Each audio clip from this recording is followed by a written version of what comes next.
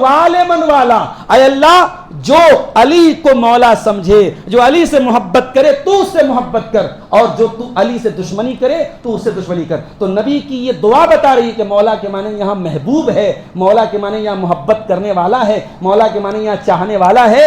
تو یہ حدیث ہمیں بتاتی ہے کہ علی کو ہمیں چاہنا ہے، علی سے پیار کرنا ہے، علی سے محبت کرنا ہے۔ اور صحیح مسلم کی روایت ہے، حضرت علی کہتے ہیں اللہ کی قسم، اللہ کے نبی نے مجھ سے یہ وعدہ کیا تھا کہ اس ذات کی قسم جس نے دانے کو پھاڑا اور انسان کو پیدا کیا، علی سے محبت وہی کرے گا جو مومن ہوگا، اور علی سے نفرت وہی کرے گا جو منافق ہوگا۔ نصارہ سے پوچھو کہ اے نصرانیوں، اے عیسائیوں، اس دنیا میں عیسیٰ علیہ السلام کے بعد اور نبیوں کے بعد سب سے افضل لوگ کون ہیں؟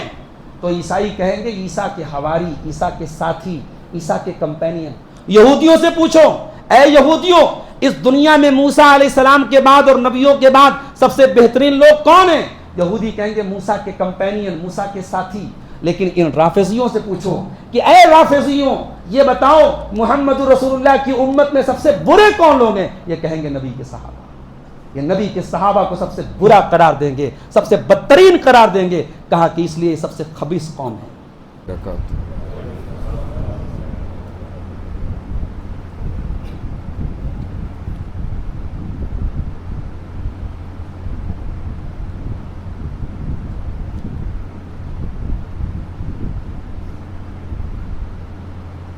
الحمدللہ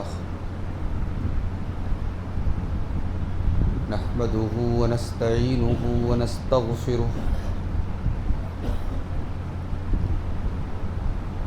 ونعوذ باللہ من شرور انفسنا ومن سیئات اعمالنا من يهده الله فلا مضل له ومن يضلل فلا هادي له وأشهد أن لا إله إلا الله وحده لا شريك له وأشهد أن محمدا عبده ورسوله يا أيها الذين آمنوا اتقوا الله حق تقاته ولا تموتن إلا وأنتم مسلمون يا أيها الناس اتقوا ربكم الذي خلقكم من نفس واحدة وخلق منها زوجها وبث منهما رجالا كثيرا ونساء واتقوا الله الذي تساءلون به والأرحام إن الله كان عليكم رقيبا يا أيها الذين آمنوا اتقوا الله وقولوا قولا سديدا يصلح لكم أعمالكم ويغفر لكم ذنوبكم ومن يطع الله ورسوله فقد فاز فوزا عظيما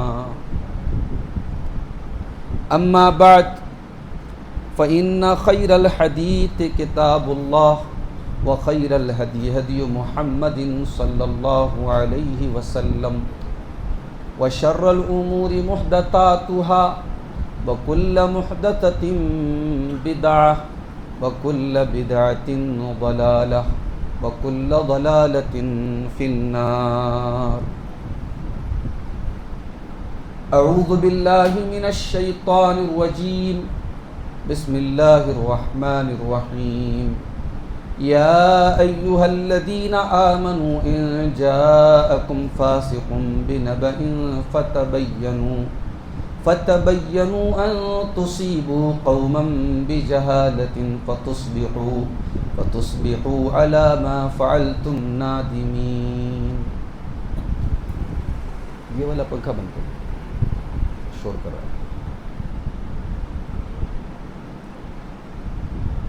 محترم علماء کرام، بزرگوں اور دوستوں، نوجوان ساتھیوں، ماؤں اور بہنوں، پیارے بچوں، آج اس مسجد فرقان میں مغرب کی نماز ادا کرنے کے بعد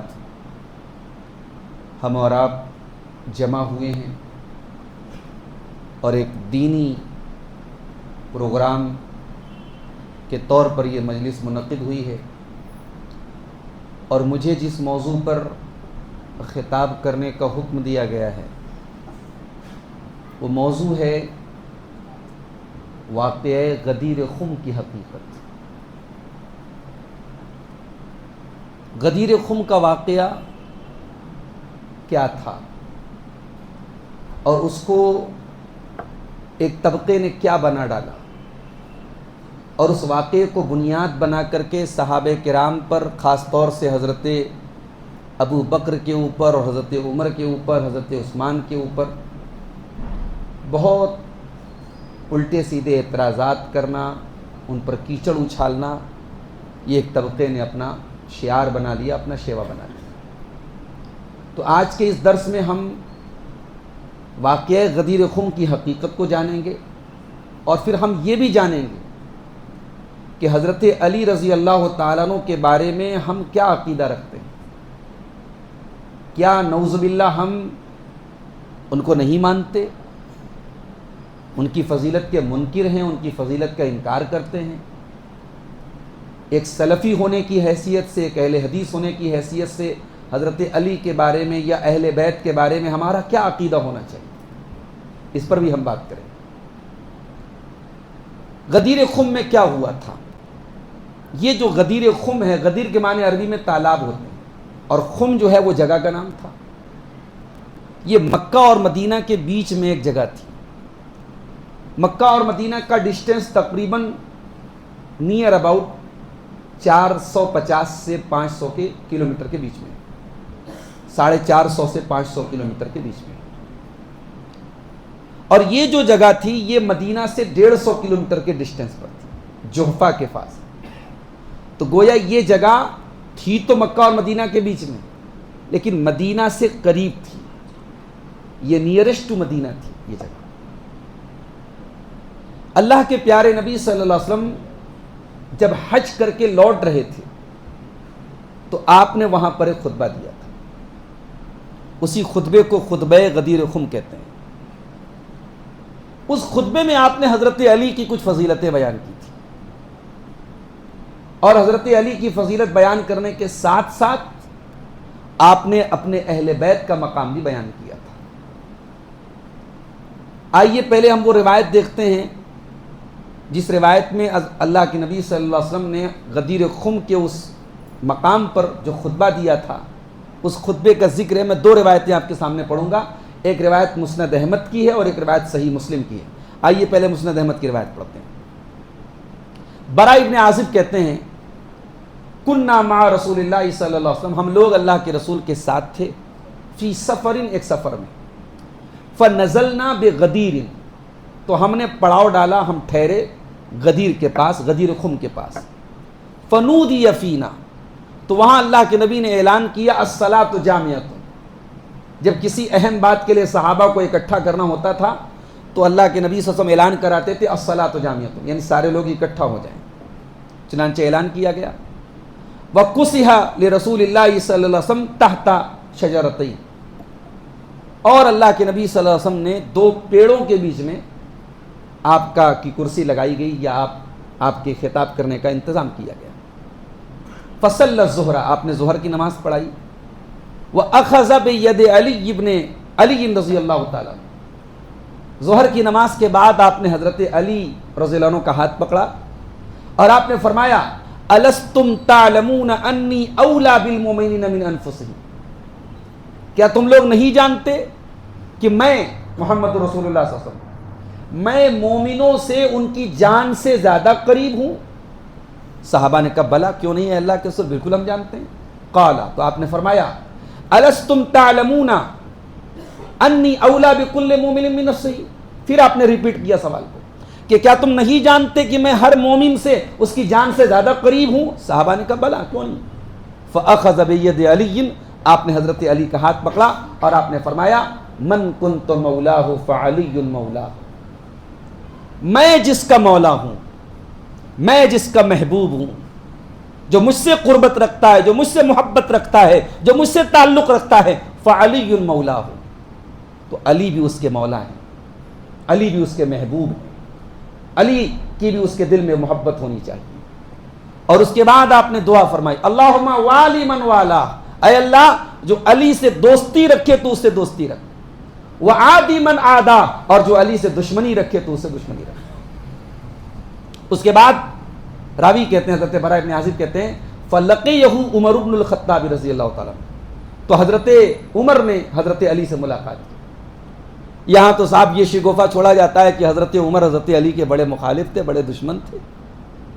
یہاں حضرت علی کو ایک فضیلت ملی، اللہ کے نبی نے ان کا مقام بیان کیا، اور سب سے پہلے آ کر کے ان کو مبارکباد کون دے رہا؟ حضرت عمر دے رہے ہیں۔ ایک بات بولوں، زندگی میں جب کوئی خوشی کی خبر ملے اور سب سے پہلے جو آ کر کے مبارکباد دیتا ہے، آدمی اس کو بھولتا نہیں۔ جی یہ بات یاد رکھیے، تجربے کی بات ہے۔ اگر آپ کو کوئی اچھی نیوز ملے، کوئی اچھی خبر ملے، کوئی خوشخبری ملے، اور سب سے پہلے آ کر کے کوئی آپ کو مبارکباد دے، تو آپ یاد رکھتے ہیں یار سب سے پہلے اس نے آ کر کے میرا حوصلہ بڑھایا تھا۔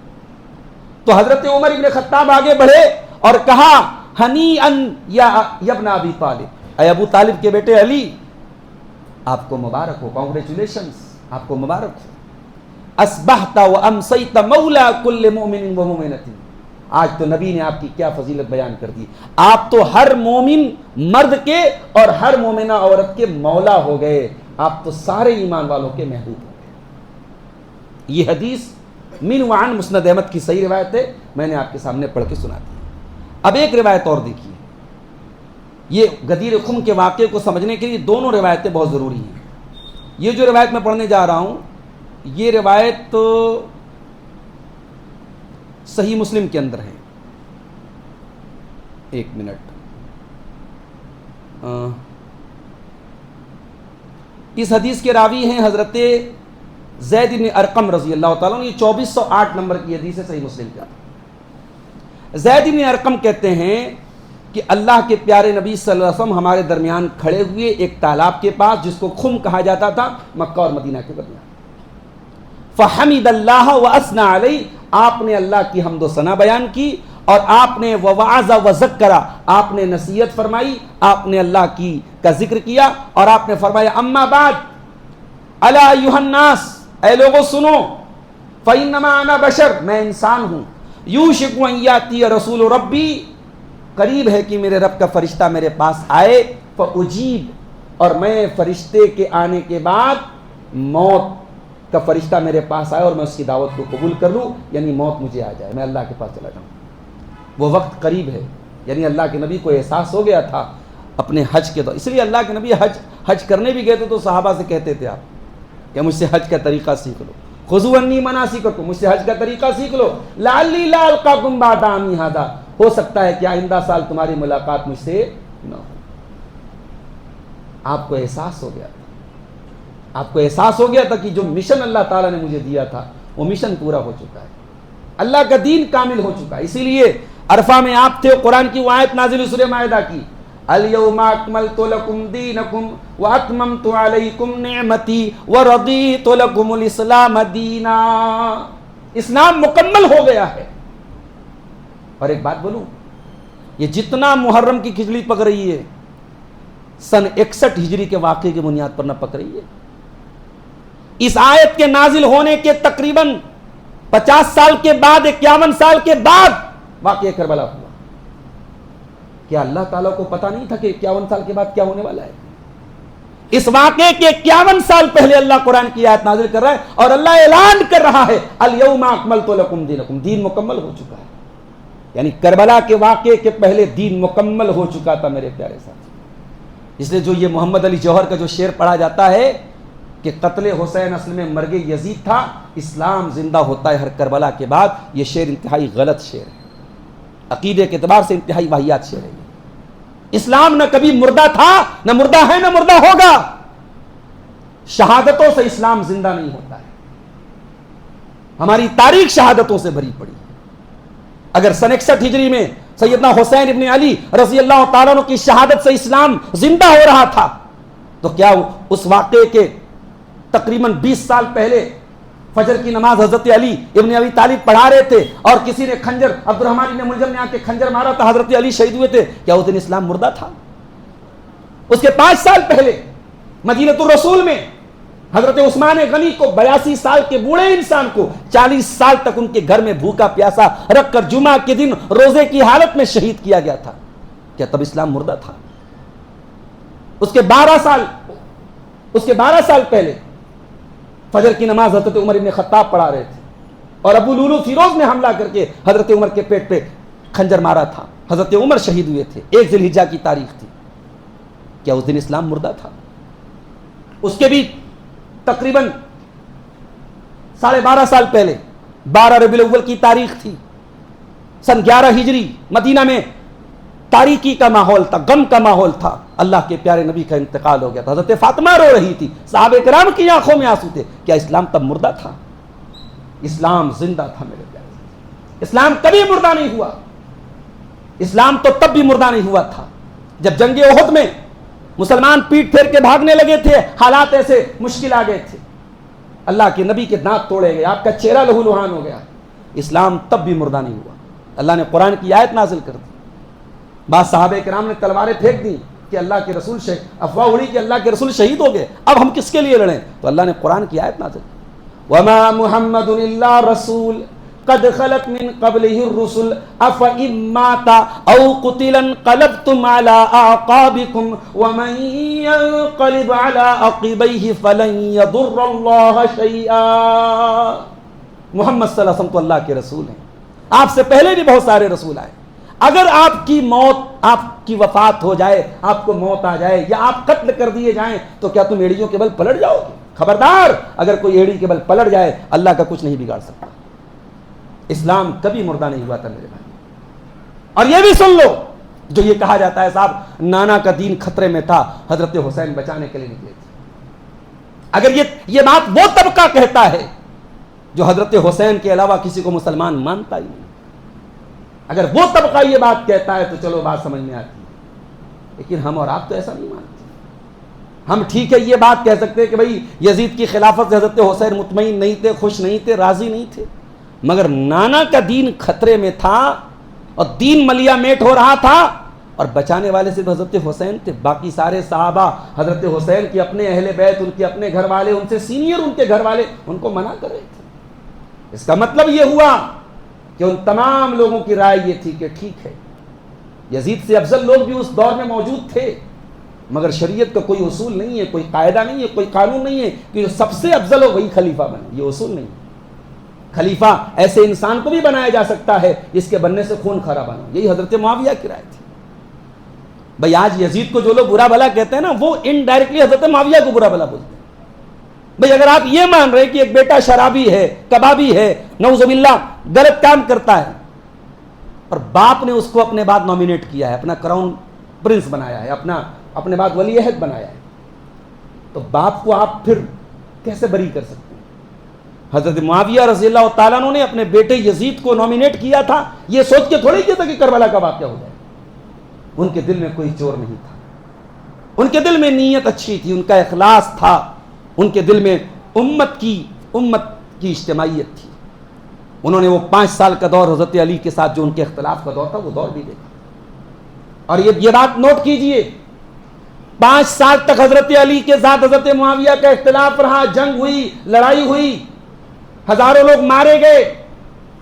اس کے بعد جب حضرت علی شہید ہوئے اور 40,000 لوگوں نے حضرت حسن کے ہاتھ پہ بیعت کی، بہت بڑا لشکر لے کر کے حضرت حسن رضی اللہ تعالیٰ عنہ اپنے ساتھیوں کے ساتھ حضرت معاویہ کے مقابلے میں آئے. اب میں جو روایت پڑھنے جا رہا ہوں یہ بخاری کی روایت ہے.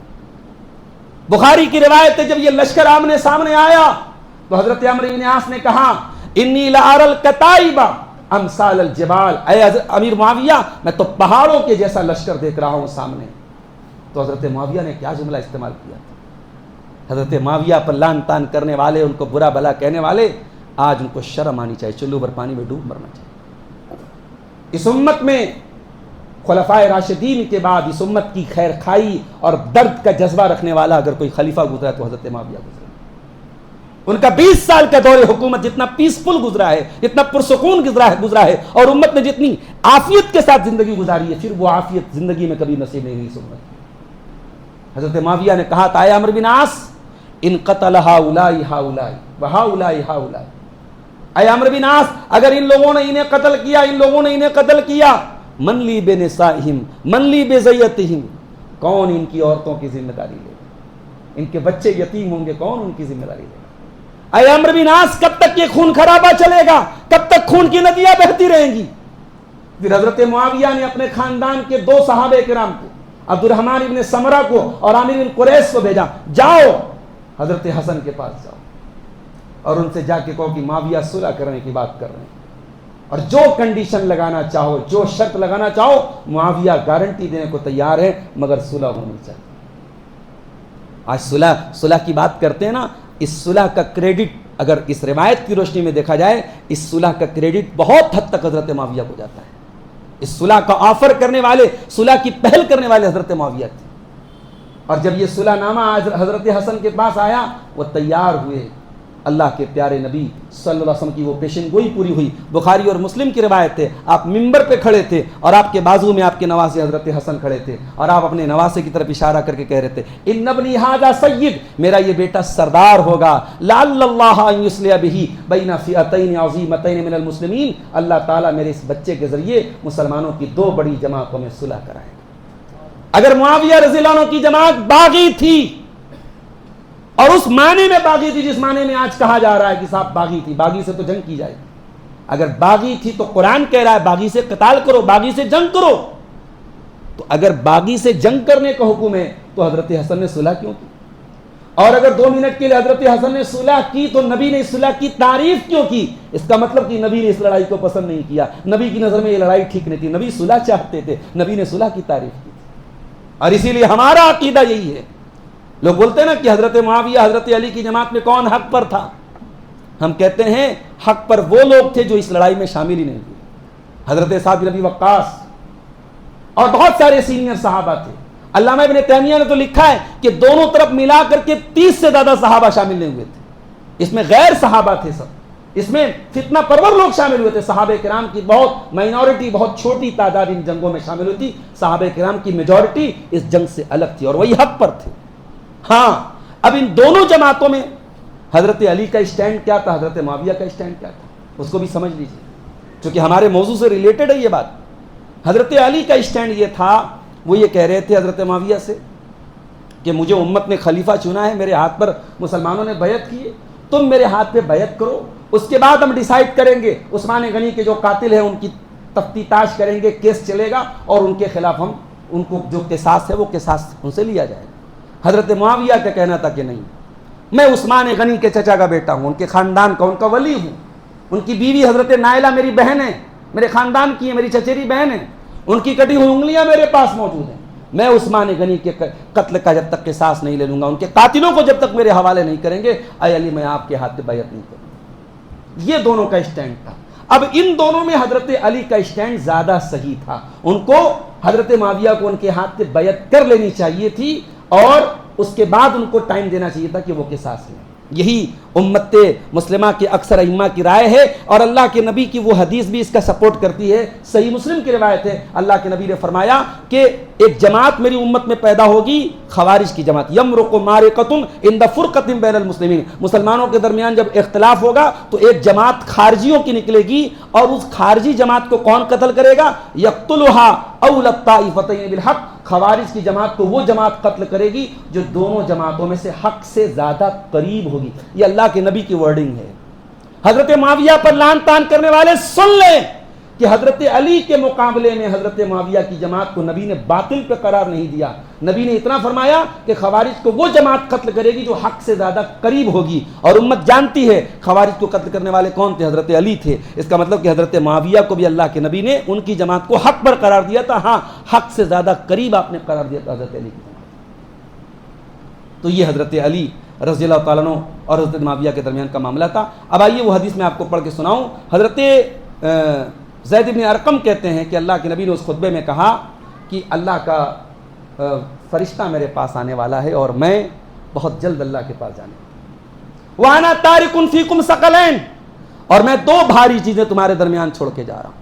اولہما کتاب اللہ، اس میں سے ایک اللہ کی کتاب ہے، قرآن ہے، فیہ الہدی والنور، اور اس کتاب میں ہدایت ہے، روشنی ہے، فخذوا بہ واستمسکوا بہ، اس قرآن کو پکڑ لو، اس قرآن کو تھام۔ قرآن کو پکڑنے کا کیا مطلب ہے؟ قرآن کو پڑھ کے رقیہ کیا جائے، قرآن کو پڑھ کے دم کیا جائے؟ آج قرآن اسی کام کے لیے رہ گیا ہے۔ ابھی میں ایک ہوٹل میں دوپہر میں مندی کھانے گیا تو دیکھا کہ سورہ بقرہ چلا رہا ہے وہ۔ ہم نے ایک بھائی سے پوچھا کہ بھائی یہ سورہ بقرہ کیوں چلا رہا ہے؟ بولے کسی راقی نے بتایا ہوگا اسی لیے چلا رہا ہے سورہ بقرہ۔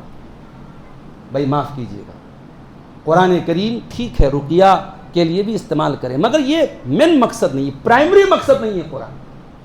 قرآن رقیہ کی کتاب نہیں ہے، قرآن دم کرنے کی کتاب نہیں ہے۔ قرآن تو آپ کے قلب و جگر کو زندگی دینے کی کتاب ہے۔ قرآن روح ہے، اللہ نے قرآن وَأَوْحَيْنَا إِلَيْكَ رُوحًا مِّنْ أَمْرِنَا، قرآن کو اللہ نے روح قرار دیا ہے۔ اس کائنات کی روح ہے قرآن۔ جب تک قرآن اس دنیا میں ہے کائنات کی نبض چل رہی ہے۔ جس دن قرآن اٹھا لیا جائے گا وہ دنیا کا آخری دن ہوگا میرے ساتھ۔ تو قرآن کو دم کی کتاب مت بناؤ میرے بھائی، قرآن کو ہدایت کی کتاب بناؤ۔ قرآن میں تدبر کرو، یہ دل کے میل کچیل قرآن پر غور کرنے سے صاف ہوں گے۔ قرآن کو آپ نے تبرک کی کتاب بنا کے رکھا، سال میں ایک بار کھولتے ہیں رمضان میں، وہ بھی 2-4 پارے پڑھ کے بند کرتے ہیں۔ بہت کم ہے، بہت ریئر لوگ ہیں جو قرآن پہ تدبر کرتے ہیں، تفکر کرتے ہیں۔ اور یہی وجہ ہے کہ دل پر غفلت کی چادر موٹی ہوتی چلی جا رہی ہے، دل میلا ہوتا چلا جا رہا ہے۔ دل کی غفلت کی چادر کو اگر کاٹنا ہے، دل پر گناہوں کی جو لیئر پڑی اس کو توڑنا ہے، تو میرے بھائیوں قرآن سے اپنا تعلق جوڑو اور قرآن پڑھنے والوں کی قدر کرو، قرآن پڑھانے والوں کی قدر کرو، قرآن بیان کرنے والوں کی قدر کرو۔ اللہ کے پیارے نبی فرماتے ہیں یرفع اللہ بہذا ان اللہ یرفع بہذا الکتاب اقواما ویضع بہ آخرین، اللہ تعالیٰ اس کتاب کے ذریعے بہت سارے لوگوں کو عزت دے گا اور اسی کتاب کے ذریعے بہت سارے لوگوں کو ذلیل کرے گا۔ ذلیل ہیں ہم، پوری دنیا میں جوتے کھا رہے ہیں، قرآن سے دور ہیں، قرآن کی تعلیمات سے دور ہیں، قرآن پہ عمل نہیں کرتے، قرآن کو پڑھتے نہیں، قرآن پڑھنے والوں کی عزت نہیں کرتے۔ تو نبی نے فرمایا پہلی چیز اللہ کی کتاب چھوڑو، اس کو تھام لو، اس کو پکڑ لو۔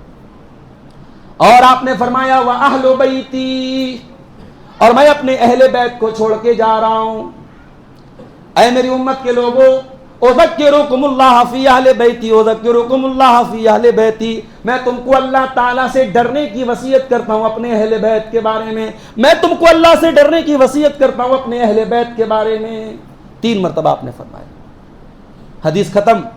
راوی نے پوچھا حضرت زید بن ارقم سے من ہم اہل بیتی، اے زید بن ارقم کون ہے اللہ کے نبی کے اہل بیت؟ کیا نبی کی بیویاں اہل بیت میں سے نہیں ہیں؟ زید بن ارقم نے کہا نبی کی بیویاں بے شک اہل بیت میں سے، مگر اہل بیت کا صحیح مطلب یہ ہے اللہ کے نبی کے خاندان کے وہ تمام لوگ جن پر صدقہ حرام ہے۔ حضرت علی کی جتنی اولاد ہے، حضرت عقیل کی جتنی اولاد ہے، حضرت عباس کی جتنی اولاد ہے، اللہ کے نبی کے پردادا ہاشم کی جتنی اولاد ہے، آپ کے پردادا کے بھائی مطلب کی جتنی اولاد ہے، ان کی اولاد میں جتنے مسلمان ہیں وہ سب اہل بیت میں شامل ہیں اور ان کے اوپر صدقہ حرام۔ اس حدیث سے 2 باتیں کلیئر ہو گئی۔ ایک بات تو یہ ہوئی کہ غدیر خم کے اس خطبے میں اللہ کے نبی نے حضرت علی کی فضیلت بیان کرنے کے ساتھ ساتھ عمومی طور پر اپنے اہل بیت کا، کیونکہ حضرت علی بھی آپ کے اہل بیت میں سے، حضرت علی 2 طریقے سے اہل بیت میں سے، ایک تو حضرت علی آپ کے چچا ابو طالب کے بیٹے تھے، آپ کے اہل بیت میں سے تھے، اور دوسرے اللہ کے نبی نے اسپیشلی خاص طور پر حضرت علی کو، حضرت فاطمہ کو، حضرت حسن کو، حضرت حسین کو، ان 4 لوگوں کو چادر کے اندر لے کر کے اسپیشلی اپنے اہل بیت میں شامل کیا تھا۔ آئیے وہ روایت بھی آپ کے سامنے پڑھ دیتا ہوں۔ صحیح مسلم کی روایت ہے، حدیث کی راویہ ہم سب کی پیاری ماں اما عائشہ صدیقہ رضی اللہ تعالیٰ عنہا ہیں، کہتی ہیں کہ اللہ کے نبی ایک دن صبح صبح کالے رنگ کی چادر میں نکلے، آپ نے اپنی چادر میں حضرت علی کو، حضرت فاطمہ کو، حضرت حسن کو، حضرت حسین کو شامل کیا، اور ان 4 کو شامل کر کے آپ نے فرمایا ہؤلاء اہل بیتی، اے اللہ یہ میرے اہل بیت ہیں۔ اور پھر آپ نے قرآن کی آیت پڑھی انما یرید اللہ لیذھب عنکم الرجس اہل البیت ویطہرکم تطہیرا، کہ اے نبی کے اہل بیت اللہ تعالیٰ تم سے ہر قسم کی گندگی کو دور کرنا چاہتا ہے اور تم کو پاک اور صاف کرنا چاہتا ہے۔ تو یہ بات بھی نوٹ کر لیجیے کہ حضرت علی اہل بیت میں سے۔ مگر عجیب بات یہ ہے کہ ایک طبقہ اہل بیت کی محبت کا دعویٰ کرتا ہے اور اہل بیت کی محبت کے نام پہ بہت ساری حرکتیں کرتا ہے، کبھی جھنڈے لگاتا ہے، کبھی بریانیاں کھاتا ہے، کبھی تعزیے نکالتا ہے، کبھی کالے کپڑے پہنتا ہے۔ اس طبقے سے پوچھو نبی کی ازواج مطہرات، نبی کی بیویاں اہل بیت میں شامل ہیں؟ وہ کہتا نہیں، نبی کی بیویاں اہل بیت میں شامل ہیں۔ اہل بیت صرف یہی 4 لوگ ہیں، اور نبی کو لے کے 5 لوگ ہیں، پنجتن پاک، بس یہی اہل بیت۔ یہ اہل بیت کا مفہوم غلط ہے۔ کیوں غلط ہے؟ قرآن میں اللہ تعالیٰ 22ویں پارے کے شروع میں جب اپنے نبی کی بیویوں کو تعلیمات دیتا ہے کہ تم نماز پڑھو، تم روزہ رکھو، تم اللہ کی اطاعت کرو، تم رسول کی اطاعت کرو، تم گھر کے باہر مت نکلو، یہ سارے ڈائریکشنز دینے کے بعد اللہ کہتا ہے انما یرید اللہ لیذھب عنکم الرجس اہل البیت ویطہرکم تطہیرا۔ اے نبی کے اہل بیت، اے نبی کے گھر والو، اللہ تعالیٰ تم سے ہر گندگی کو دور کرنا چاہتا اور تم کو پاک اور صاف کرنا چاہتا ہے۔ اگر یہاں اہل بیت سے مراد صرف 4 لوگ ہیں، حضرت علی، حضرت فاطمہ، حضرت حسن، حضرت حسین، اس کا مطلب یہ ہوا نعوذ باللہ ثم نعوذ باللہ کہ اللہ تعالیٰ کو بات کرنا بھی نہیں آتا۔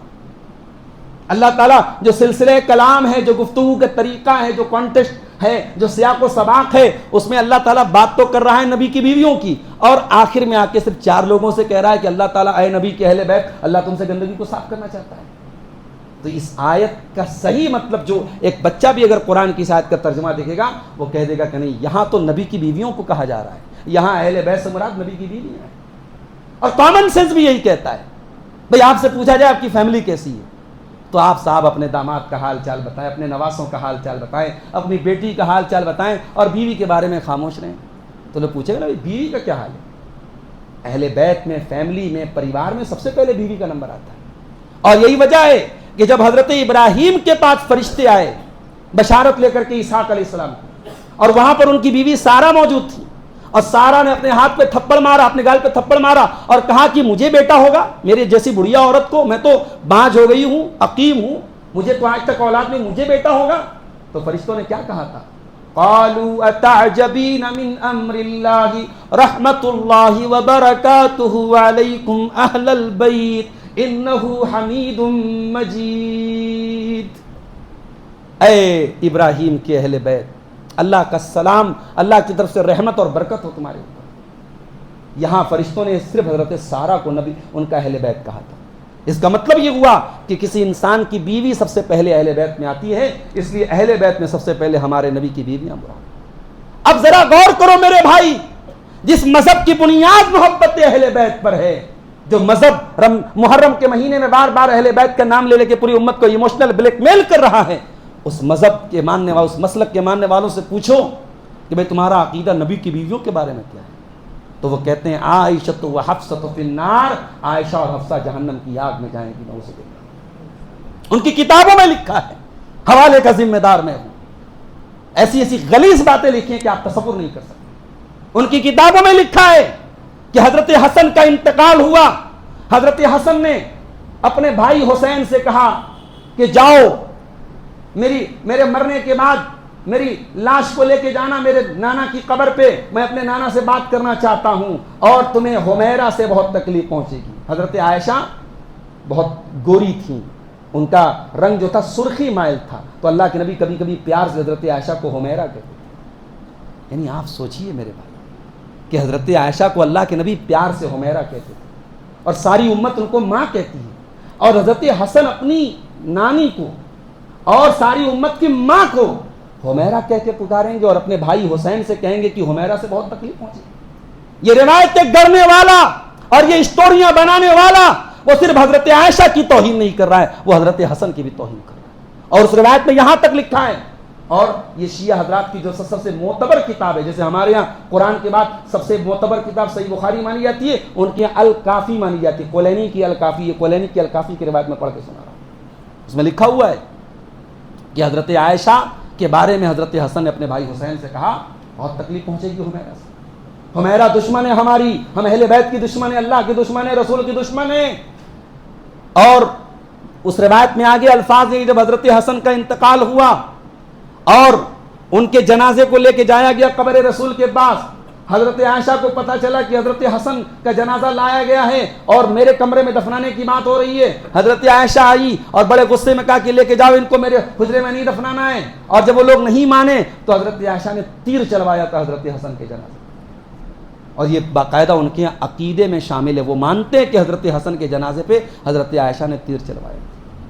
میرے بھائیوں، ان کہانیوں کو اگر کوئی محبت اہل بیت کہتا ہے، اللہ کی قسم ہم اس سے بری ہیں۔ ہمارا یہ عقیدہ ہے. حضرت عائشہ تو وہ خاتون ہیں جو اہل بیت سے بہت محبت کرتی تھی اور خود اہل بیت میں سے تھی. وہ نبی کی بیوی تھیں اور سیدہ فاطمہ الزہرا، حضرت حسن، حضرت حسین، ان سب کا بہت احترام کرتی. حالانکہ وہ تو حضرت فاطمہ کی ماں تھی نا رشتے میں، حضرت حسن حسین کی نانی تھی، مگر اس رشتے کے باوجود بہت احترام کرتی تھی، کیونکہ حضرت حسن و حسین اللہ کے نبی کے بڑے محبوب تھے، اللہ کے نبی بہت محبت کرتے تھے. حضرت عائشہ حضرت فاطمہ کے بارے میں کہتی ہے، بخاری کی روایت ہے کہ جب فاطمہ چلتی تھی کأن مشیتہا مشیت النبی، فاطمہ کے چلنے کا انداز وہی تھا جو پیارے رسول کے چلنے کا انداز تھا. حضرت عائشہ روایت کرتی ہیں، بخاری کی روایت ہے کہ جب حضرت فاطمہ آتی تھیں اللہ کے پیارے نبی اپنی بیٹی سے اتنا پیار کرتے تھے، کھڑے ہو جاتے تھے اپنی بیٹی کے استقبال میں، اور قریب آتی تھی تو پیشانی چوم لیتے تھے اور اپنے بازو میں اپنی سیٹ پر اپنی بیٹی فاطمہ کو بٹھاتے تھے. یہ حضرت فاطمہ کے فضائل کی روایات ہماری کتابوں میں حضرت عائشہ سے روایت ہے. اے ظالموں، تم ان ہماری امی عائشہ کو تم اہل بیت کا دشمن قرار دے دو. واللہ یہ بنائی ہوئی کہانیاں ہیں. اور یہ کیوں کہانیاں بنائی گئیں؟ یہ ابن سبا کی اولادوں نے یہ کہانیاں بنائی ہیں تاکہ امت میں انتشار کے بیج بوئے جائیں، امت کو یہ پیغام دیا جائے کہ اللہ کے نبی نے 23 سال تک جو محنت کی تھی، جو مشن آپ نے جس مشن پہ کام کیا تھا، وہ مشن فیل تھا، وہ فیلیور تھا اللہ کے نبی کا. بھائی اگر آپ یہ مانتے ہیں، بھائی اس حدیث سے، غدیر خم والی حدیث سے جو میں نے پوری آپ کو پڑھ کے سنائی، اس سے شیعہ حضرات کیا ثابت کرتے ہیں کہ اللہ کے نبی نے حضرت علی کی امامت کا اعلان کیا تھا. آپ نے ہاتھ پکڑ کے کہا تھا میرے بعد امام کون ہوگا؟ علی ہوں گے. میرے بعد خلیفہ کون ہوگا؟ علی ہوں گے. میرے بعد میرا وصی کون ہوگا؟ علی ہوں گے. یہ کب کا واقعہ ہے؟ حج کر کے آپ لوٹ رہے تھے. حالانکہ سوال یہ پیدا ہوتا ہے، اگر اتنا اہم مسئلہ تھا کہ علی کی امامت کا اعلان آپ کو کرنا تھا، تو آپ نے اس مسئلے کو مکہ اور مدینہ کے بیچ میں گمنام جگہ کیوں بیان کیا؟ جب حج کر کے سارے لوگ ریٹرن لوٹ رہے ہیں اور چند صحابہ کرام، چند 100 صحابہ کرام آپ کے ساتھ مدینہ کے سفر میں ہیں، مکہ والے مکہ میں رہ گئے اور یمن والے یمن چلے گئے، شام والے شام چلے گئے، یہاں تو تھوڑے سے صحابہ کرام آپ کے ساتھ مدینہ لوٹ رہے، ان سے آپ یہ بات کہہ رہے ہیں اگر حضرت علی کی امامت کا اعلان کرنا تھا تو بیسٹ پلیس اور بیسٹ ٹائم اور بیسٹ موقع کیا تھا؟ حجۃ الوداع کا موقع تھا. 1.25 لاکھ کا مجمع تھا، عرفات کا میدان تھا، مینا کا میدان تھا، جہاں اللہ کے نبی نے عورتوں کے حقوق بیان کیے، جہاں سود اور بیاج کا مسئلہ بیان کیا، جہاں آپ نے امت کو جان مال اور آبرو کی حفاظت کرنے کا حکم دیا. اس موقع پر 1.25 لاکھ کے مجمع کو اللہ کے نبی نے کیوں نہیں حضرت علی کی امامت کا اعلان کیا؟ یہ کامن سینس ہم سے یہ کہہ رہا ہے کہ اگر نبی کو علی کی امامت کا اعلان کرنا تھا تو بیسٹ موقع تو حجۃ الوداع کا موقع تھا. وہاں آپ نے بیان نہیں کیا. کہاں بیان کر رہے ہیں؟ یہاں غدیر خم میں بیان کر رہے ہیں. اچھا 2 منٹ کے لیے چلو مان لو کہ آپ نے علی کی امامت کا اعلان کیا. یہ واقعہ کب کا ہے؟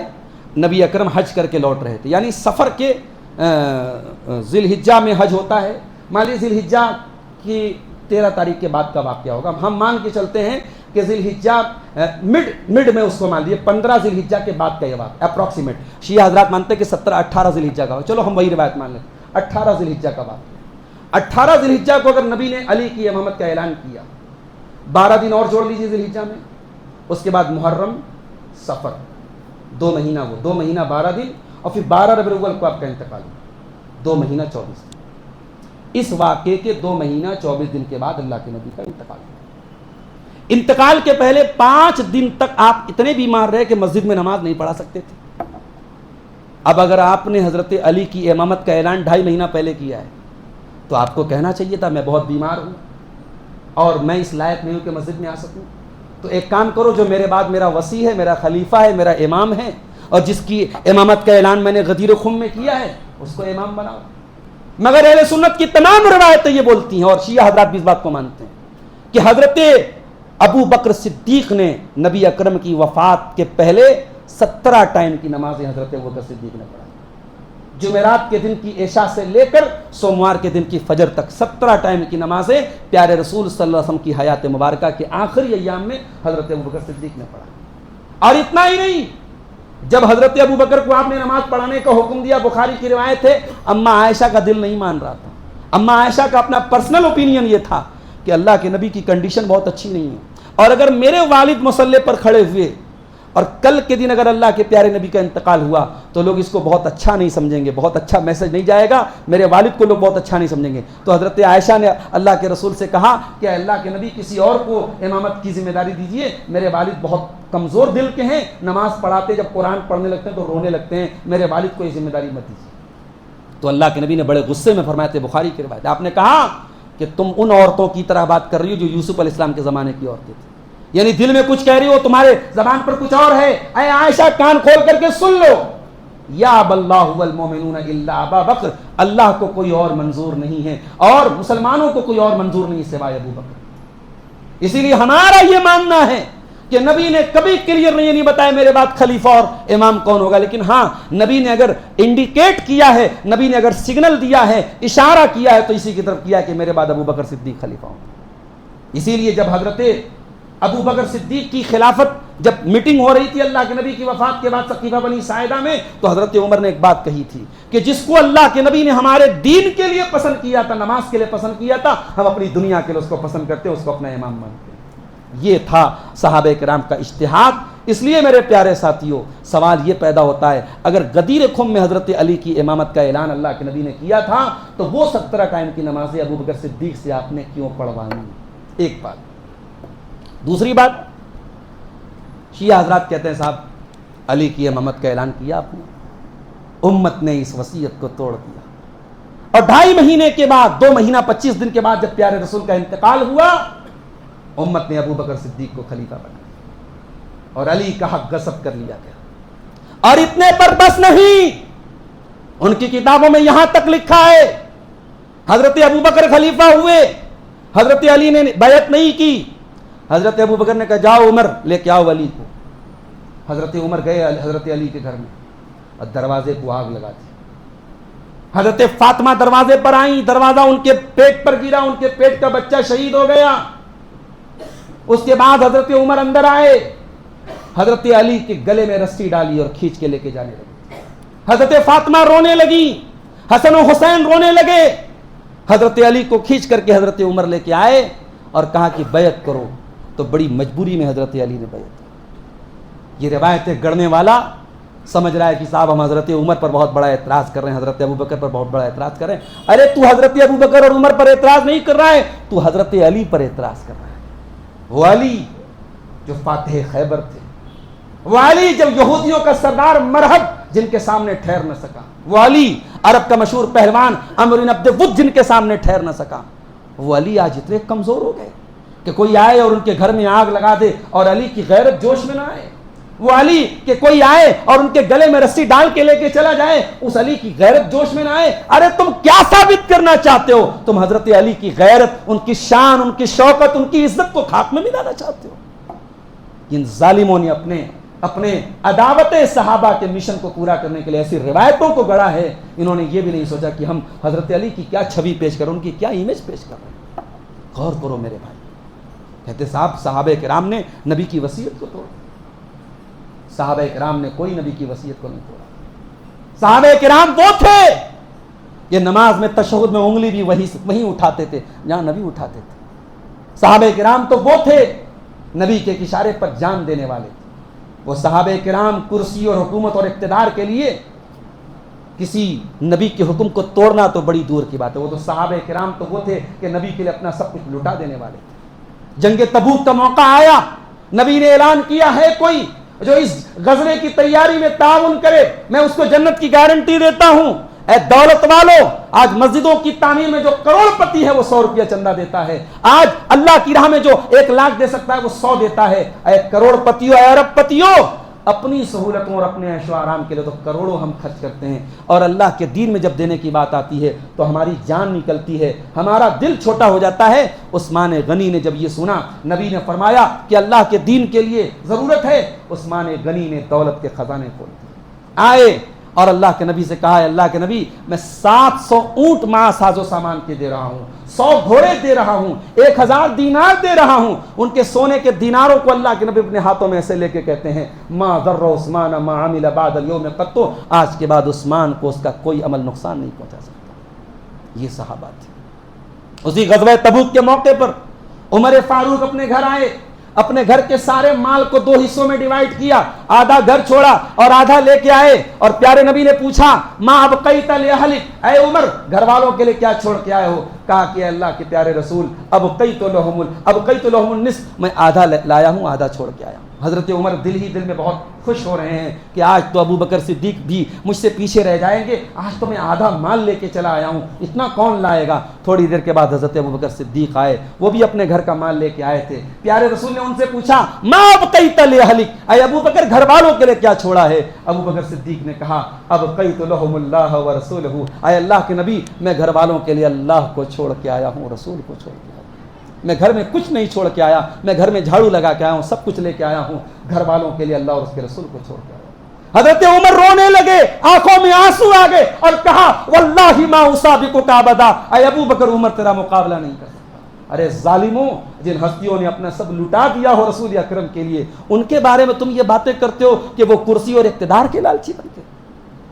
یہ ظالم بولتے ہیں کہ نبی کی بیٹی فاطمہ آئیں اور حضرت ابو بکر صدیق سے کہا, یہ بخاری کی روایت ہے, کہا کہ میں اپنے باپ کا ترکہ لینے آئی.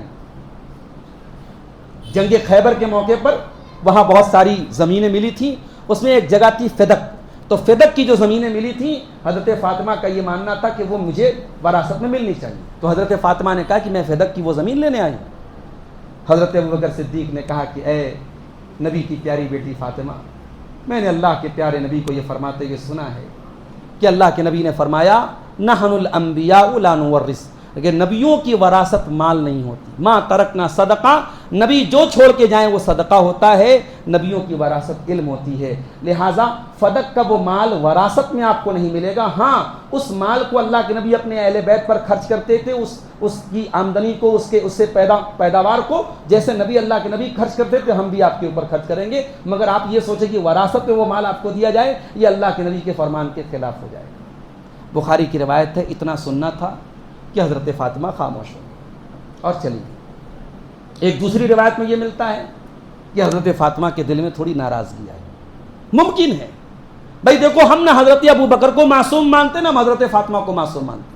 ہمارا عقیدہ صحابہ کرام اور اہل بیت کو معصوم ماننے کا نہیں, جس کا عقیدہ ہے وہ جانے. بھائی بعض حضرات کے یہاں 14 معصومین کا عقیدہ ہے, وہ حضرت فاطمہ کو بھی معصوم مانتے ہیں, اللہ کے پیارے نبی کو بھی معصوم مانتے ہیں, اور اپنے 12 اماموں کو بھی معصوم مانتے ہیں. ہم اللہ کے رسول کو تو معصوم مانتے ہیں, مگر نہ آپ کی بیٹی معصوم ہے نہ صحابہ کرام معصوم. انسان تھے, انسانی تقاضے ان کے ساتھ بھی تھے. حضرت ابو بکر صدیق نے جو رسول اکرم کی حدیث کو سنا وہ بیان کیا, حضرت فاطمہ کے دل میں کچھ ناراضگی آئی اور وہاں سے وہ چلی. اتنا تو ہم تسلیم کرتے ہیں صحیح روایت سے. اب اس میں تھوڑا سا مرچ مسالہ لگایا حضرات روافظ نے. کیا مرچ مسالہ لگایا کہ نبی کی بیٹی نے لمبا چوڑا خطبہ دیا ابو بکر صدیق کے دربار میں اور کہا کہ اے ابو بکر میرے پاس گواہ موجود ہے. کہ کون گواہ ہے؟ کہا کہ میرا بیٹا حسن گواہ ہے, میرا بیٹا حسین گواہ ہے. کہا کہ نہیں آپ کا بیٹا ہے, ہم اس کی گواہی نہیں مانیں گے. ارے ظالموں, کیا تم بیان کرنا چاہ رہے ہو کہ ایک زمین کے ٹکڑے کے لیے ابو بکر صدیق رضی اللہ تعالیٰ عنہ نے جھوٹی حدیث گڑھ دی؟ یہ وہ ابو بکر صدیق ہیں کہ جب ہجرت کا سفر ہونے والا تھا, اللہ کے نبی کے ساتھ جا رہے تھے, اپنے گھر کا سارا مال لے کے جا رہے تھے اور گھر میں کچھ نہیں چھوڑا تھا. باپ ان کے ایمان نہیں لائے تھے, ابن ابی قحافہ.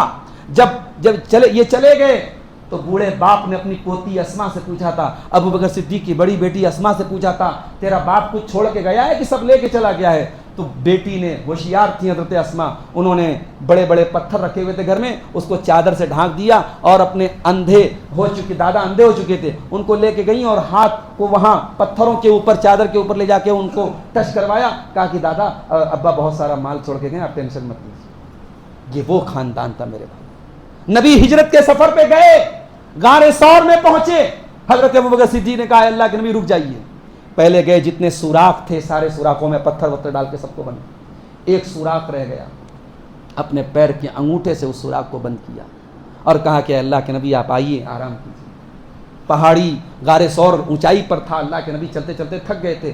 آپ حضرت ابوبکر صدیق کے گود میں سر رکھ کے لیٹ گئے اور ایسا سوئے کہ نیند آ گئی آپ کو. اور اس بل میں, جس بل کے اوپر حضرت ابوبکر نے اپنا انگوٹھا رکھا تھا, اس میں کوئی زہریلا جانور تھا جو باہر نکلنے کی کوشش کر رہا تھا, ڈنک مار رہا تھا. حضرت ابوبکر صدیق کو تکلیف ہو رہی تھی. مگر رسول کے آرام کا اتنا خیال تھا کہ اگر میں ہلوں گا، میں حرکت کروں گا، اللہ کے نبی کی نیند خراب ہو جائے گی. تو وہ اپنی تکلیف برداشت کرتے رہے، لیکن تکلیف زیادہ ہونے لگی. آنکھوں سے گرم گرم آنسو گر کر کے محمد عربی صلی اللہ علیہ وسلم کے جب رخسار پر گرے ہیں، اللہ کے نبی کی نیند کھلی ہے. آپ نے کہا ابو بکر کیا بات ہے؟ کہا کوئی جانور ہے جو ڈنک مار رہا ہے. فوراً وہاں سے انگوٹھا ہٹایا، اس جانور کو نکال کے پھینکا گیا، اور پھر اللہ کے نبی نے اپنا لعاب تہن وہاں پہ لگایا تو حضرت ابو بکر کو سکون ملا. یہ وہ ابو بکر تھے. اسی ہجرت کے سفر پہ حضرت ابو بکر صدیق تھے. ان کے اللہ کے رسول کے جانے کے اگلے دن ابو جہل آیا ابو بکر صدیق کے گھر میں اور دروازہ کھٹکھٹایا. ابو بکر صدیق کی بڑی بیٹی اسما نے دروازہ کھولا. ابو جہل نے پوچھا کہاں ہے تیرا باپ؟ حضرت اسما کو سب معلوم تھا، مگر یہاں اگر سچ بول دیں گی تو معاملہ خطرے میں پڑ جائے گا. کہا مجھے نہیں معلوم میرے ابا کہاں گئے. ابو جہل نے کھینچ کے تھپڑ مارا. ہائے ہائے، لوگوں کی کو بیٹیاں بڑی پیاری ہوتی ہیں، اور خاص طور سے بڑی بیٹی جو ہوتی ہے، جو پہلی اولاد ہوتی ہے، بڑے لاڈ اور پیار سے پالی جاتی ہے. یہ ابو بکر کی پہلی اولاد ہے، یہ ابو بکر کی بڑی بیٹی ہے، یہ عائشہ کی بڑی بہن ہے اسما. ابو جہل نے ایسا تھپڑ مارا ہے اسما کے کان کی بالی زمین پہ گر گئی ہے، ان کا گال لہو لہان ہو گیا، لال ہو گیا. اے میری امت کی ماں، اس اسلام کو بچانے کے لیے ابو بکر کی بیٹی نے تھپڑ کھائے ہیں. اس ابو بکر کو آج تم برا بھلا کہتے ہو. وہ ابو بکر جن کا پورا کنبہ، پورا پریوار، پورا خاندان اسلام کے لیے قربانی دیتا ہے، اس ابو بکر پر یہ اعتراض کرتے ہو کہ زمین کے ایک ٹکڑے کے لیے انہوں نے نبی کی بیٹی کو تکلیف پہنچائی ہوگی. نہیں میرے پیارے ساتھی، یہ تم عقیدہ رکھ سکتے ہو، ہم یہ عقیدہ نہیں رکھ سکتے. ہمارا عقیدہ یہ ہے کہ ابو بکر صدیق اہل بیت کے، رسول اللہ کے بڑے چاہنے والے تھے. ابو بکر صدیق جمعہ کی نماز پڑھ کے مسجد سے نکل رہے ہیں، گلی میں حضرت حسن چھوٹے بچے ہیں، 5 سال کے 4 سال کے کھیل رہے ہیں. ابو بکر صدیق اس بچے کو گود میں لیتے ہیں اور کہتے ہیں بے ابی شبیہم بن نبی لا شبیہم بے علی. اے حسن تو علی کا بیٹا ہے مگر تیرا چہرہ بالکل نبی کے جیسا ہے، میرے باپ تیرے اوپر قربان ہوں. جو ابو بکر صدیق اپنے نبی کے نواسے سے اتنا پیار کرتا ہو، اس ابو بکر صدیق کے بارے میں ہم یہ امید رکھیں کہ وہ اہل بیت سے نعوذ باللہ دشمنی رکھیں گے. وہ عمر فاروق جب اپنے دور میں لوگوں کو وظیفہ دینے کا رجسٹر تیار ہونے لگا تو اس رجسٹر پہ سب سے پہلے مہاجرین صحابہ میں جو سینئر صحابہ تھے ان کا نام درج کیا گیا. تو ان سینئر صحابہ میں حضرت علی کے بعد ان کے بیٹوں حسن اور حسین کا نام رکھا گیا. صحابہ نے آبجیکشن کیا، ہماری اولاد کا نمبر تو بہت بعد میں آ رہا ہے، ہمارے بیٹوں کا نمبر بہت بعد میں آ رہا ہے، یہ علی کے بیٹوں کا نمبر پہلے کیوں آ رہا ہے؟ حضرت عمر نے کہا نہیں، علی کے بیٹے کسی عام بیٹوں کی طرح نہیں ہیں، علی کے بیٹے نبی کے نواسے ہیں، اہل بیت رسول میں سے ہیں، نبی کے 2 پھول ہیں، ان کا نمبر ان کے باپ کے ساتھ آئے گا. حضرت عمر فاروق نے ان کا نمبر وہاں رکھا. یہ صحابہ کرام اور اہل بیت کے تعلقات تھے. ساری زندگی حضرت علی ابو بکر عمر عثمان سے محبت کرتے رہے. حضرت عمر کا انتقال ہوا، جنازہ رکھا ہوا ہے چارپائی پر، غسل کے بعد کفن دفن ہو رہا ہے، کفن دیا جا رہا ہے. عبداللہ ابن عباس کہتے ہیں میں کھڑا ہوا تھا، پیچھے سے کوئی آیا، میرے کندھے پہ اپنا ہاتھ رکھ کے کہنے لگا کہ اے جانے والے، اگر میں یہ تمنا کروں کہ کسی کے جیسا عمل لے کے اللہ کے پاس جاؤں تو تیرے جیسا عمل لے کے جانا چاہوں گا. یہ کس کا جنازہ رکھا ہے؟ عمر ابن خطاب کا رکھا ہے.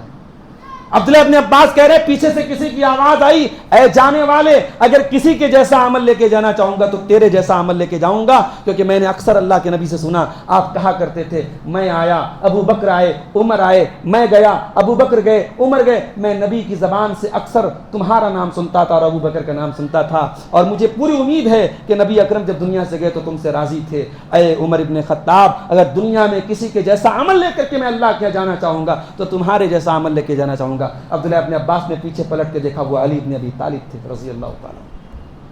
یہ تھے صحابہ اور اہل بیت کے تعلقات. تم مردود و ظالموں کمبختوں، تم دشمنی قرار دیتے ہو.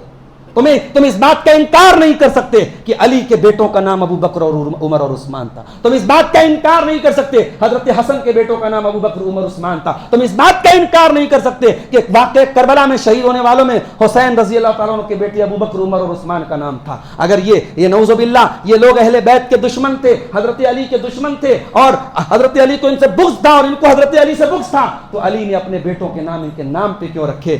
اپنے دشمنوں کے نام پہ کوئی اپنے بچوں کے نام نہیں رکھتا. یہ نام اس بات کی دلیل ہے کہ حضرت علی ان تینوں ہستیوں سے بہت محبت کرتے ہیں. اور اگر ہم یہ بات مان لیں کہ غدیر خم میں علی کی امامت کا اعلان ہوا، اور صاحب یہ تو کہتے ہیں اشہد ان علی ولی اللہ، اذان میں ایک جملہ ہی بڑھا دیتے، کہتے اسی دن سے یہ جملہ اذان میں ایڈ ہوا تھا جو علی کی ولایت کو نہیں مانے گا وہ مکمل مومن نہیں ہے. اگر ہم اس بات کو مان لیں تو اس بات کا رزلٹ یہ نکلا نعوذ باللہ کہ صحابہ کرام سب کے سب منافق ہو گئے. اور یہی مانتا ہے وہ فرقہ, وہ طبقہ یہی مانتا ہے. وہ کہتا ہے صحابہ میں صرف سلمان فارسی, ابو ذر غفاری, حضرت مقداد, یہ 3-4 لوگ مسلمان تھے, باقی سب منافق ہو گئے. اگر یہ عقیدہ کوئی رکھتا ہے تو رکھے, مگر مجھے ایک سوال کا جواب دینا. دنیا میں ایک ٹیچر کی پہچان اس کے اسٹوڈنٹ سے ہوتی ہے, ایک پیشوا کی پہچان اس کے پیروکاروں سے ہوتی ہے. ایک دنیا میں سکسیسفل انسان وہ مانا جاتا ہے جس کے چاہنے والے, جس کے کمپینینز, جس کے ساتھ رہنے والے لوگ اس پر جان چھڑکتے ہو. تم جب صحابہ کرام کو غدار قرار دیتے ہو, تم صحابہ کرام کو جب منافق قرار دیتے ہو, تم صحابہ کرام کو جب بے ایمان قرار دیتے ہو, تو مجھے کہنے دو, تم صرف صحابہ پر انگلی نہیں اٹھاتے, تم محمد رسول اللہ صلی اللہ علیہ وسلم کے اوپر انگلی اٹھاتے ہو. تم تو اللہ کے نبی کی لائلٹی اور ان کی کریڈیبلٹی پر سوال اٹھاتے ہو. تم اللہ کے رسول کو شک کے دائرے میں لے آتے ہو کہ اللہ کے نبی صلی اللہ علیہ وسلم نے 23 سال محنت کر کے جو ٹیم تیار کی تھی وہ غداروں کی ٹیم تھی, وہ منافقوں کی ٹیم تھی, وہ آپ کے انتقال کرتے ہی پلٹ گئی, آپ کی وصیت کو توڑ دیا. نہیں میرے بھائیوں, کوئی ایسا عقیدہ رکھتا ہے رکھے, ہم ایسا عقیدہ نہیں رکھتے. ہم یہ مانتے ہیں کہ سارے نبیوں کے اپنے اپنے صحابہ تھے, سارے نبیوں کے اپنے اپنے کمپینین تھے, مگر اللہ تعالیٰ نے جیسے کمپینین محمد عربی صلی اللہ علیہ وسلم کو دیے ہیں, جیسے ساتھی آپ کو دیے ہیں, ویسے ساتھی کسی کو نہیں ملے. اور یہ وہ ساتھی ہے قرآن کی آیتیں جن کی تعریف کرتی ہے, محمد الرسول اللہ والذین معہ اشداء علی الکفار رحماء بینہم تراہم رکعا سجدا یبتغون فضلا من اللہ ورضوانا. نبی کے صحابہ کی تعریف قرآن کرتا ہے کہ میرے رسول کے ساتھی تو ایسے ہیں, دشمنوں کے لیے بڑے سخت ہیں, آپس میں بڑے رحم دل ہیں, دن رات رکوع اور سجدہ کرنے والے ہیں, اللہ کی رضا کے طالب ہیں. سیماہم فی وجوہہم من اثر السجود, ان کی پیشانیاں دیکھ کے نظر آ جاتا ہے یہ سجدہ کرنے والے لوگ ہیں. ہماری پیشانیوں پر بھی سجدہ کا نشان ہے, مگر معاف کیجئے گا, علماء نے لکھا ہے اس آیت کی تفسیر میں کہ سجدے کے نشان سے مراد یہ پیشانی کا گٹا نہیں ہے. یہ پیشانی کا گٹا تو ان لوگوں کو بھی آ رہا ہے جو دن میں بیاج کھا رہے ہیں, رات میں نماز پڑھ رہے ہیں. یہ پیشانی کا گٹا تو ان کو بھی آ رہا ہے جو موبائلوں پر بےہودہ تصویریں دیکھ رہے ہیں. یہ موبائل کا گٹا تو آپ نماز پڑھیں گے آپ کی پیشانی پر یہ پیشانی کا گٹا تو آ جائے گا. پیشانی پر سجدے کے نشان سے مراد یہ ہے کہ آپ کا اخلاق, آپ کا کیریکٹر, آپ کا کردار اس سے جھلکے کہ ہاں آپ اللہ کی بارگاہ میں سجدہ کرنے والے. جب صحابہ کرام نے بیت المقدس کو فتح کیا تھا, جب ان کی فوجیں پہنچی تھی فلسطین کی سرزمین پر, تو بیت المقدس کے جو پادری تھے وہ باہر نکلے اور دور سے صحابہ کرام کو دیکھ کے کہا یہ وہی لوگ ہیں, یہ وہی نفوس قدسیہ ہیں, یہ وہی لوگ ہیں ہماری کتابوں میں جن کا ذکر کیا گیا تھا, ان کے چہرے بتا رہے اللہ والے لوگ ہیں, یہ نیک لوگ ہیں. انہوں نے صحابہ کرام کے چہروں سے ان کو پہچان لیا. میرے عزیزوں, ہمیں فخر ہے کہ ہمارے نبی کو اللہ تعالیٰ نے ایسے صحابہ دیا. قیامت تک روئے زمین پر بہت سارے انبیاء آئے, مگر جیسے ساتھی اللہ کے نبی کو ملے ویسے ساتھی کسی کو نہیں. اور ہمارا عقیدہ سن لو, عبادت کر کے کوئی تہجد گزار بن سکتا ہے, کوئی روزے دار بن سکتا ہے, کوئی نمازی بن سکتا ہے, کوئی اللہ کی راہ میں بہت صدقہ خیرات کرنے والا بن سکتا ہے, مگر محنت کر کے کوئی صحابی نہیں بن سکتا. صحابیت کوئی کسبی چیز نہیں کہ آپ حاصل کر لیں. صحابی جس کو بننا تھا بن گیا, یہ رتبے بلند ملا جس کو مل گیا, کوئی صحابی نہیں بن سکتا ہے. ارے تم بہت محنت کرو گے, روزہ رکھ رکھ کے اپنے بدن کو گلا دو گے, سجدہ کر کر کے اپنی پیشانی کو کالا کر دو گے, صدقہ کر کر کے اپنی دولت کو لوٹا دو گے, مگر وہ ہاتھ کہاں سے لاؤ گے جن ہاتھوں نے محمد رسول اللہ سے مصافحہ کیا تھا؟ وہ آنکھیں کہاں سے لاؤ گے جن آنکھوں نے جمال مصطفیٰ کا دیدار کیا تھا؟ وہ ماحول کہاں سے لاؤ گے جس ماحول میں محمد عربی صلی اللہ علیہ وسلم قرآن و حدیث کا درس دیتے تھے اور صحابہ کرام سنتے تھے؟ وہ غزوات کہاں سے لاؤ گے جن غزوات میں محمد عربی کی قیادت میں صحابہ کرام لڑا کرتے تھے؟ میرے پیارے ساتھیوں, کوئی صحابی کے برابر نہیں ہو سکتا ہے. اسی لیے عبداللہ ابن مبارک سے کسی نے پوچھا کہ حضرت معاویہ افضل ہیں یا عمر بن عبدالعزیز افضل ہیں؟ حضرت معاویہ وہ ہیں جو صحابی ہیں مگر بہت اعتراضات ان کے اوپر لوگ کرتے ہیں, اور عمر بن عبدالعزیز وہ ہیں جو تابعی ہیں, بعد کے دور کے ہیں, مگر سب کی نظر میں ان کی چھوی بہت اچھی ہے. کمپیریزن دیکھو, ایک طرف صحابی ہیں اور ایسے صحابی ہیں جن پر بڑے اعتراضات ہو رہے ہیں, اور دوسرے طرف تابعی ہیں اور ایسے تابعی ہیں جو سب کی نظر میں بہت اچھے ہیں. عبداللہ ابن مبارک اپنے دور کے بہت بڑے محدث, امام اور فقیہ ہیں, وہ کہتے ہیں لغبار فی انف فرس لغبار فی انف فرس معاویہ افضل من عمر بن عبد العزیز. کہا کہ سنو تم کمپیریزن کرو حضرت معاویہ اور عمر عبد العزیز کا. کہا کہ حضرت معاویہ نے جس گھوڑے پر چڑھ کر کے رسول اللہ کے ساتھ جہاد کیا تھا، اس گھوڑے کے ناک میں بیٹھی ہوئی مٹی بھی معاویہ عمر بن عبد العزیز سے افضل ہے. تم کیا بات کرتے ہو؟ جس گھوڑے پر بیٹھ کر کے حضرت معاویہ نے رسول اکرم کے ساتھ جہاد کیا تھا، اس گھوڑے کی مٹی بھی عمر بن عبد العزیز سے بہتر ہے. یہ ہمارا عقیدہ ہے میرے ساتھ. اور اسی لیے یہ بات یاد رکھو، ابھی ایران اور اسرائیل کا معاملہ چل رہا تھا، ہمارے بہت سارے جو سوشل میڈیا چلانے والے نوجوان ہیں انہوں نے فٹافٹ طے کر لیا صاحب ہمارا ہیرو تو ایران ہے. ایران کے سربراہ کا فوٹو آج جگہ جگہ بازاروں میں لگ رہا ہے کہ صاحب یہ تو بہت بڑے ہیرو ہیں. اور سعودیہ والے تو شراب پی رہے ہیں اور قطر والے تو شراب پی رہے ہیں اور لڑکیوں کو نچوا رہے ہیں، ناچ گانا ہو رہا ہے، ٹرمپ کا سواگت کر رہے ہیں. اور صاحب اسرائیل سے کی آنکھوں میں آنکھیں ڈال کے اس کا مقابلہ کرنے والا اگر کوئی ہے تو ایران ہے. بڑی اچھی بات ہے صاحب.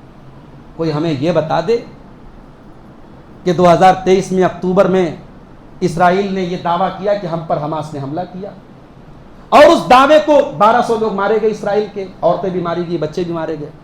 اسرائیل نے اس دعوے کی بنیاد پر کہ صاحب ہم حماس کو ختم کر دیں گے، اس نے غزہ پر حملہ کرنا شروع کیا. اور 2023 سے آج 2025 چل، اکتوبر 23 سے لے کر کے آج ابھی جولائی 2025 چل رہا ہے، یعنی تقریباً آپ مان لیجئے کہ 1.5 سال کا عرصہ. 1.5 سال کے عرصے میں 1 لاکھ سے زیادہ مسلمان مارے جا چکے غزہ کے. خوبصورت شہر تھا تباہ و برباد کر کے، ہزاروں بچے مار دیے گئے، اور آج بھی ہزاروں لاکھوں بچے وہاں زندگی اور موت کے بیچ میں پھنسے ہوئے، کھانے کو خوراک نہیں ہے، گھر برباد ہو چکے ہیں. یہ ہمارا مضبوط ہیرو اس وقت کہاں تھا؟ اس کی غیرت کہاں تھی؟ مجھ سے پوچھو. اس نے ہر دور میں اہل سنت کا قتل عام کیا ہے. سیریا میں مسلمانوں کو مروانے والا، اہل سنت کو مروانے والا یہی ملک ہے. لیبیا میں مروانے والا یہی ملک ہے. یمن میں اہل سنت کے خون کی ہولی کھیلنے والا یہی ملک ہے. آج آپ نے اس کو ہیرو بنا دیا صاحب. جب اسرائیل نے اس کے اوپر حملہ کیا اور اس نے جواب دیا تو آپ نے اس کو ہیرو بنا دیا. اس لیے میں اپنے نوجوانوں سے کہتا ہوں کہ بہت جذباتی مت بنا دو. ٹھیک ہے جب دو ظالم آپس میں لڑ رہے ہو تو قرآن کی آیت اللہ نے فرمایا کہ ہم بعض ظالموں کو بعض ظالموں پر مسلط کر دیں گے. بس یہی عقیدہ رکھو، ایک ظالم کو اللہ تعالیٰ نے دوسرے ظالم پر مسلط کیا ہے. اور جن کی تاریخ یہ رہی ہو، علامہ ابن ابی العز نے لکھا ہے، وہ بہت بڑے حنفی مسلک کے عالم تھے، اور انہوں نے علامہ طحاوی کی کتاب العقیدۃ الطحاویہ، ایک بڑی حیرت کی بات آپ کو بتا رہا ہوں، وقت زیادہ ہو رہا ہے. ایک عقیدے کی کتاب العقیدۃ الطحاویہ، میں بنارس میں جامعہ سلفیہ بنارس میں اس کتاب کو میں نے پڑھا ہے، اور بہت ٹاپ کی کتاب ہے، بہت مختصر سی کتاب ہے. آپ انٹرنیٹ پر ڈھونڈیں گے آپ کو انگلش میں بھی مل جائے گی، اردو میں مل جائے گی، پڑھ لیجیے اس کو، بہت کام کی کتاب ہے. عقیدے کی موٹی موٹی بیسک باتیں اس میں آپ کو مل جائیں گی. تو اس کو ڈیٹیل کے ساتھ اس کی ایکسپلینیشن کی ہے. اچھا امام طحاوی کون ہے؟ یہ 7ویں صدی ہجری کے حنفی عالم ہیں. ان کی کتاب ہے العقیدۃ الطحاویہ، جس میں انہوں نے اپنا عقیدہ اور امت کا عقیدہ لکھا ہے، اور اس کتاب کو ایکسپلین کیا، اس کی شرح کی ہے علامہ ابن ابی العز نے، وہ بھی حنفی عالم ہے. کتاب بھی حنفی اور کتاب کی شرح لکھنے والا بھی حنفی. اور کتاب کہاں سلیبس میں داخل ہے؟ جامعہ سلفیہ بنارس میں داخل ہے. اور یہی نہیں، میں سمجھتا ہوں کہ جامعہ محمدیہ مالیگاؤں میں بھی وہ کتاب چل رہی ہے، داخل نصاب ہے. جامعہ اسلامیہ سنابل نئی دلی میں بھی چل رہی ہے.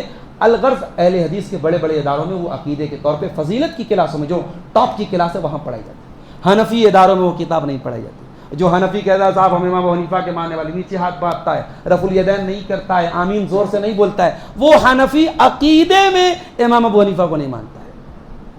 عقیدے میں امام ابو حنیفہ کو نہیں مانتا ہے. میں کھلے عام یہ بات کہہ رہا ہوں کہ حنفی عقیدے میں امام ابو حنیفہ کو نہیں مانتا ہے. اور حنفی مسلک کی عقیدے کی اتنی ٹاپ کی کتاب ہے، ان کے کسی مدرسے میں نہیں پڑھائی جاتی. یہ پڑھائی جاتی تو اہل حدیث کے ادارے میں پڑھائی جاتی.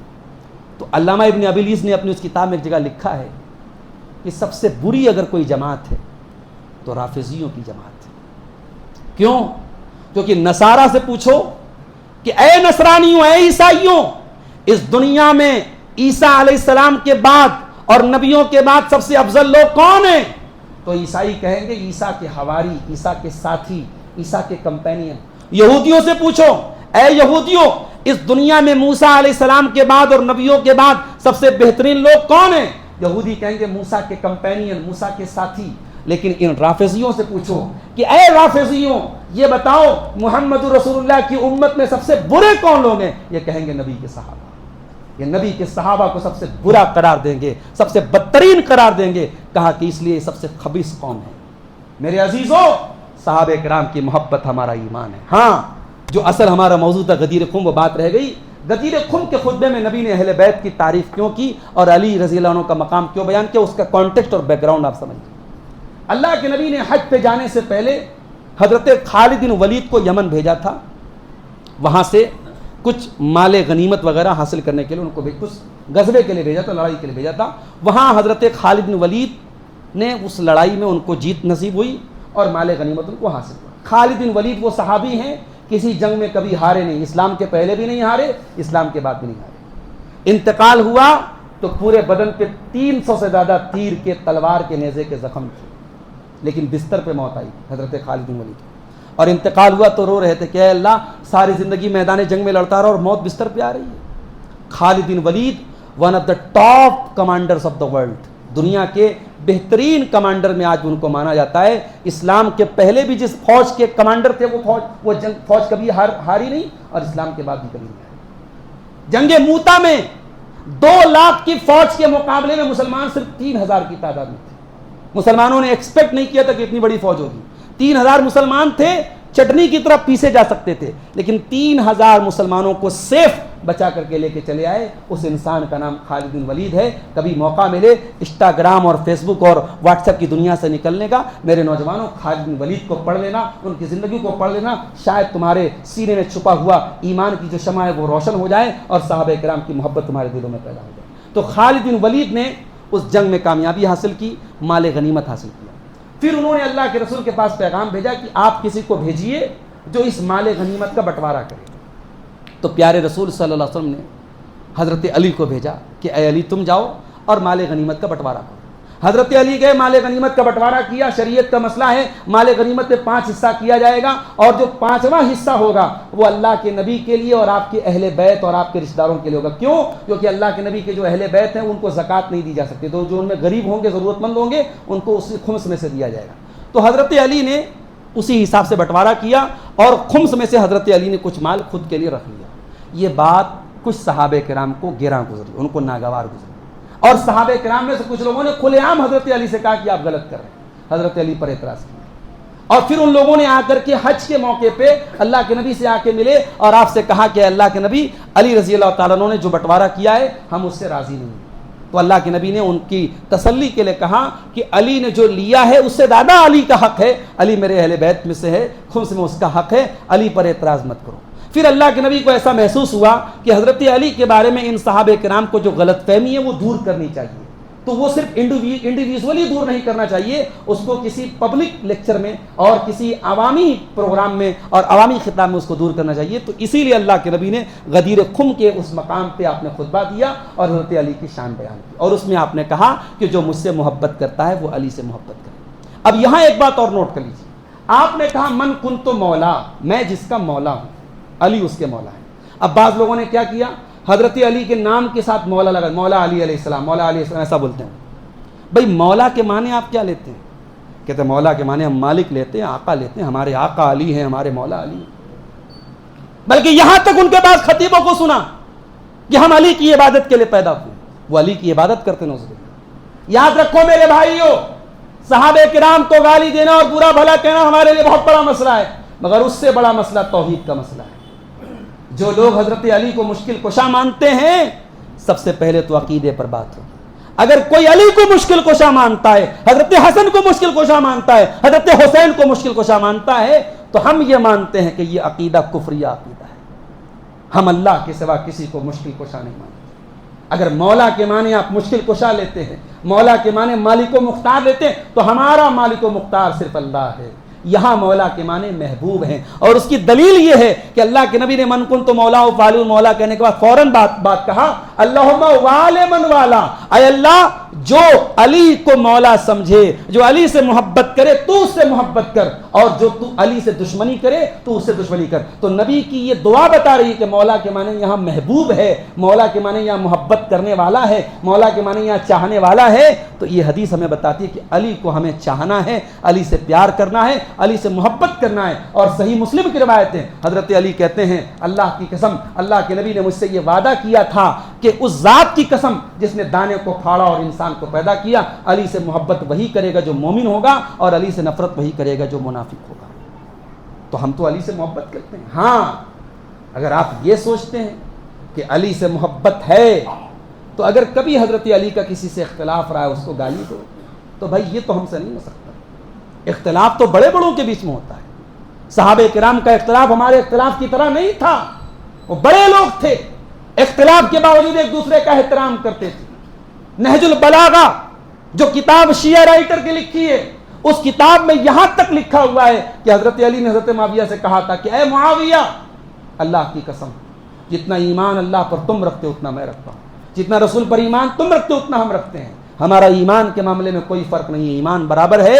ہاں ہمارا اگر اختلاف ہے عثمان غنی کے قاتلوں کے بارے میں ہے، تم یہ سمجھتے ہو کہ قتل عثمان میں ہمارا کوئی رول ہے یا ان کے قاتلوں کے لیے ہمارے دل میں کوئی سافٹ کارنر ہے، ہم اس سے بری ہیں، عثمان غنی کے قتل سے ہم بری ہیں. یہ تھی اصل اختلاف کی وجہ.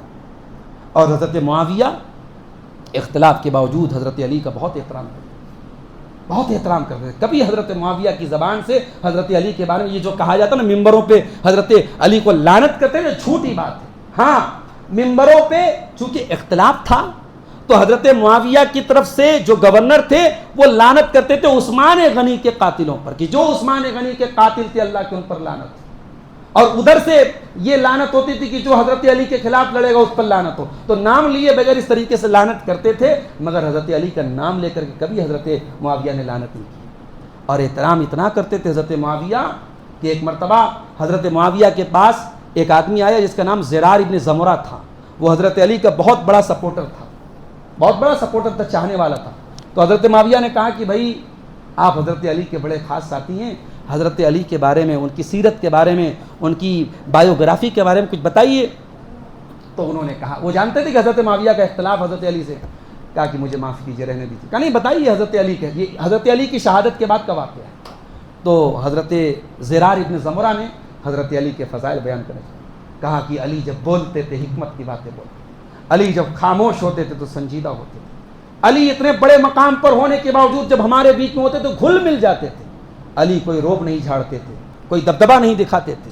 اور علی جب میدان جنگ میں ہوتے تھے بہادر ہوتے تھے، اور راتوں میں جب نماز پڑھتے تھے اللہ سے ڈرنے والے ہوتے تھے. کہا کہ اے معاویہ، میں نے راتوں میں محراب میں کھڑے ہو کر کے علی کو روتے ہوئے دیکھا ہے اور علی کو یہ کہتے ہوئے سنا ہے کہ اے دنیا مجھ سے دور ہو جا، میں تجھ کو 3 طلاق دے چکا ہوں. اے دنیا تیری چاہت بہت زیادہ ہوتی ہے، مگر اے دنیا تو انسان کو ذلیل کر دیتی ہے، اور آخرت کے سفر میں جانے کے لیے ہمارے پاس زاد راہ بہت کم ہے اور تیاری ہماری بہت کمزور ہے. یہ کہہ کر کے حضرت علی رونے لگتے تھے. جب یہ تمام باتیں حضرت معاویہ کے سامنے بیان ہوئی، حضرت معاویہ زارو قطار رونے لگے، داڑھی ان کی آنسوں سے بھیگ گئی، اور انہوں نے روتے ہوئے کہا رحم اللہ ابو الحسن واللہ کان کذالک، اللہ کی رحمتیں نازل ہوں ابو الحسن کے اوپر، اللہ کی قسم ابو الحسن ایسے ہی تھے، حضرت علی ایسے ہی. یہ ان کا اختلاف تھا میرے بھائی.